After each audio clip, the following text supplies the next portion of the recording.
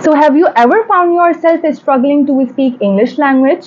Not because you do not know English language, but because first you make your sentences in your native language and then you translate them in English. It's just like that you have your thoughts in one language, in your native language, and then your words in English language have to catch them. You hesitate, you take pauses, and sometimes you even forget very simple and basic sentences in English language too. If this is your problem, so you need to stop translating and start thinking in English language. This is me, Sumul Rizvi, an English language fluency expert, and welcome back to my channel, Hisam Academy, your go-to channel to learn English language. Now, in this video, I am going to provide you some practical tips and solutions to train your mind to think in English language. And then I'll tell you why is it so important to think in English language and how does it actually affect your overall speaking skills. So first thing first, why thinking in English language is a game changer? Because when you make your sentences or when you think in your native language and then you translate those sentences in English language, so you slow down your mind and that's why you hesitate, you take pauses and that's why you make mistakes as well. So when you start thinking in English language, so it actually speeds up the overall process. You do less mistakes, you sound more fluent and more confident, and you feel connected to the language. And you do not take pauses because you do not take time in translating your simple sentences from one language to another. Just think about babies. Do we need to teach them how to speak English language? Or first they make their sentences in their mind, in their native language, and then they translate? No, they live the language. They hear it, they use it, and eventually they start thinking in English language too. So same is your case too, that you need to create a mini English world in your mind.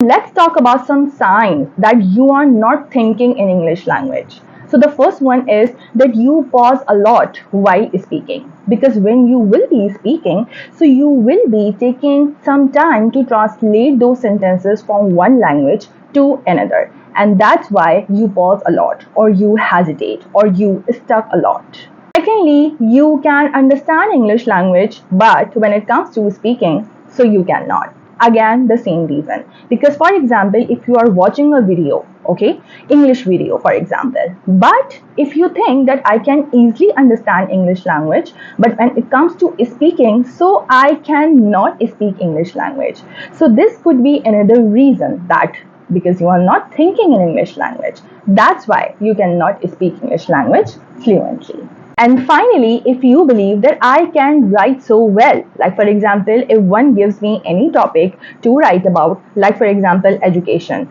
or describe your daily routine, if they ask me to write something about it, so I can write it so well.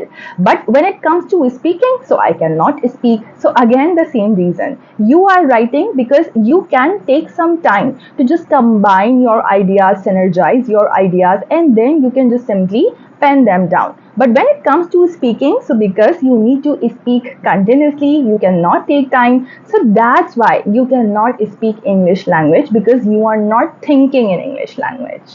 Now, if all these sound familiar, so let me tell you that you are not alone. But the good news is that you can easily fix it using following steps. Step number 1. Name what you see word by word. Like for example, if you are sitting in a room, so obviously in a room there are so many things. For example, if I am sitting right now, so I can see 2 chairs in front of me. Similarly, I do have a bed in my room, and on my bed I have 2 pillows. I do have my laptop over there and I have my charger as well on the bed.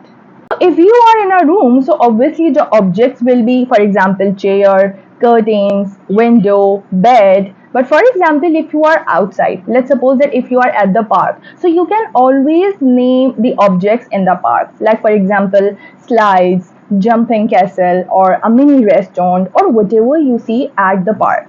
So the idea is that you need to name the things, you need to name the objects word by word in order to just collect the vocabulary.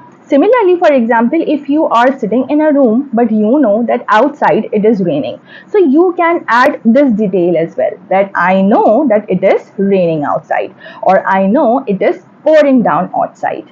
So first thing is that because you need to take the first step, so you will start by collecting the vocabularies, or you will name the objects, and then after that you can add some like small details, and then you can make your proper sentences. So step number 2 is inner monologue practice. Now what do we mean by that? It simply means that you need to talk to yourself in English language in your mind. It means silently. And that's okay if you think that you make grammatical mistakes. So that's completely fine at this time, because you are learning English language. So what do we do basically in this step? That you actually talk to yourself in English language, but you imagine that you are talking with someone else.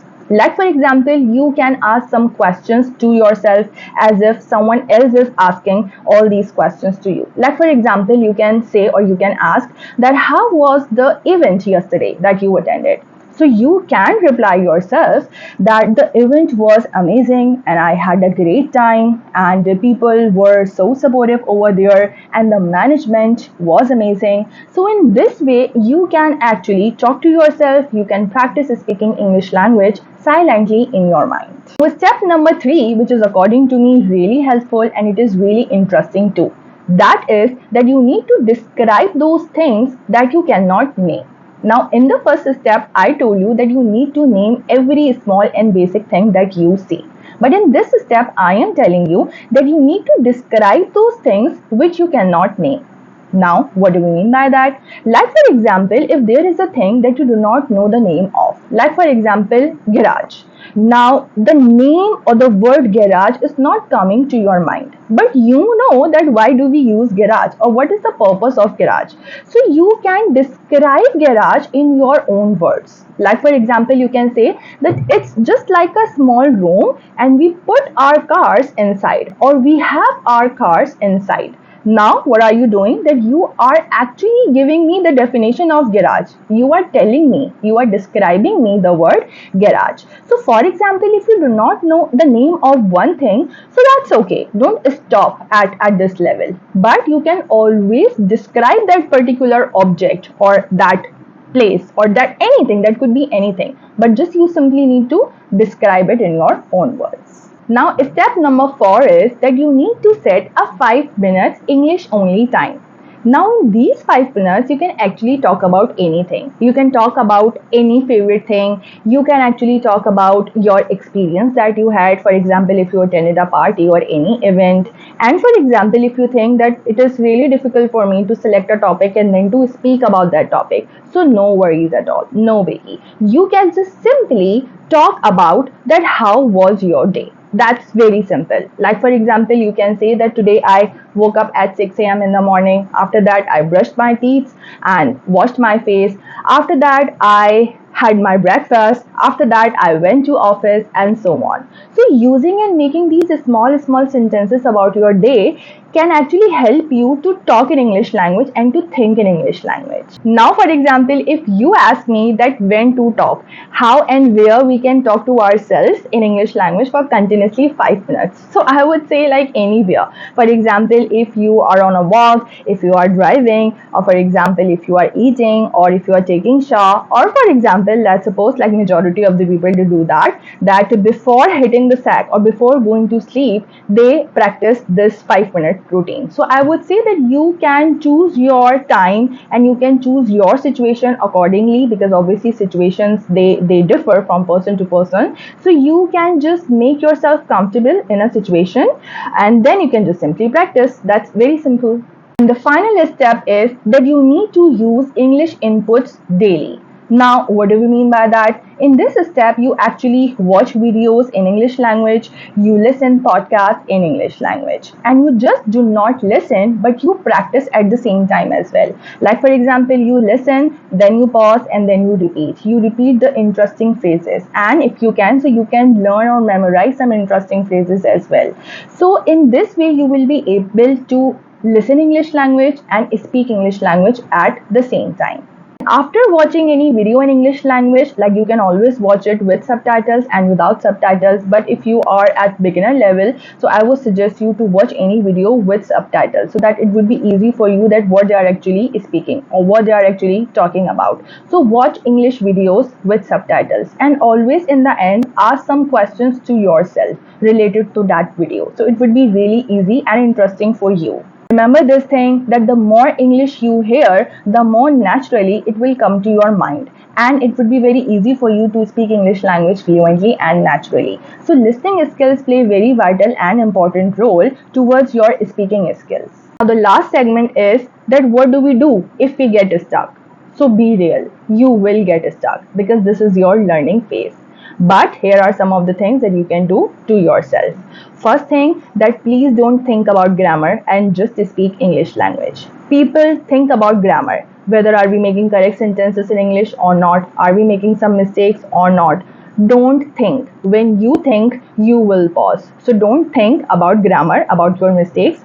Just speak English language as much as you can. Secondly, that please, if you think that you cannot name any word, so please just try to describe it, because your mind will actually tell you that, like, I don't know this word, or for example, if I'm describing it, so I will go back to my native language. Your mind will actually distract you, but you are not supposed to do it. You will not get distracted, right? So just think in English language continuously. And finally, be patient with yourself because this is your learning phase and it will take some time. I hope that you found this video helpful. But here is a mini challenge for you, that tonight you need to start thinking in English language for only 2 minutes. Just look around, see what you can see, name them, describe them, and just talk about your feelings, talk about your today's routine, and then tomorrow you need to start thinking in English language for 3 minutes, and then you will repeat the cycle and do the same thing. Because fluency doesn't come with knowing the words. If you know the words, but if you are not going to use them, so you will never be able to become fluent in English language. So you need to keep practicing speaking English language using all those words and vocabularies that you already know. They are already a part of your mind, but you do not know how to use them accordingly and according to the situation and according to the context. So you need to learn, or you need to start using them. And that's what we say, that we think in English language. So if you like this reel and if you are ready to start thinking in English language, so you can leave a comment. I am starting today. Thank you so much for watching this video. Stay hooked for more and do not forget to subscribe to my YouTube channel.